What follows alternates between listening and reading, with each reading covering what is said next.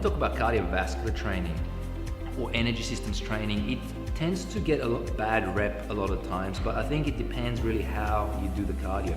So excessive cardiovascular training, so let's say when you're doing above 45 minutes, and specifically in that intensity zone of 70 to 90%, can be associated with some negative adaptation. So for example, the fast twitch fibers, if you train within that 70 to 90% range, the fast twitch fibers will actually, because they're being recruited, but they'll start to take on characteristics or properties of your slow twitch fibers. Okay, so in essence, you're conditioning those fibers to behave more like endurance fibers instead of power fibers.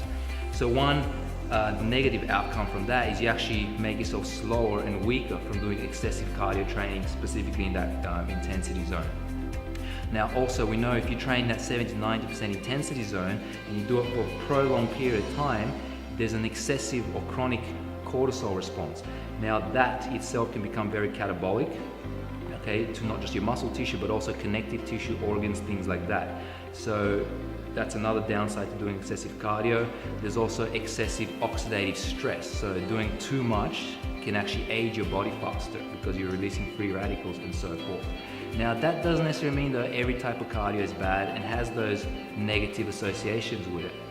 For example, if you do low intensity cardio, so say you keep your intensity below 60%, and especially if you keep the duration short, let's say 45 minutes or less, you're pretty much only in that instance recruiting the slow twitch fibers. Okay, so you're not even recruiting those high threshold fibers, so they're not starting to take on the characteristics and behave like slow twitch fibers.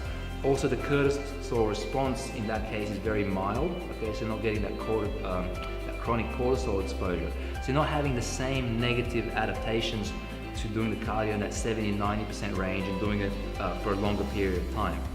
The same thing is if you take high intensity interval training. So if you keep your intensity above 90% of your max heart rate, now you're recruiting the fast twitch fibers, but you're making those fibers behave like they're meant to behave. You're doing short and intense contractions followed by a longer period where you're actually allowing them to rest.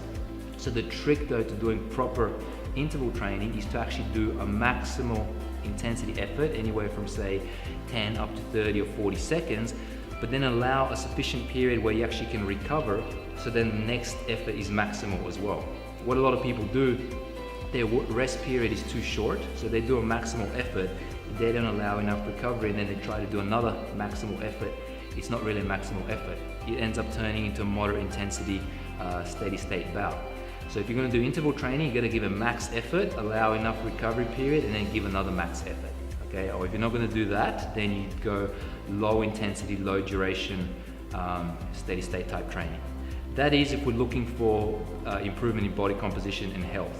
If you play a sport where you need to train in that 70 to 90% intensity zone, well then I guess the trade-off is that's really your sport, so you're training specifically for that. So you really need to know what your outcome is and what you're training with before you decide what type of cardiovascular training you're going to do.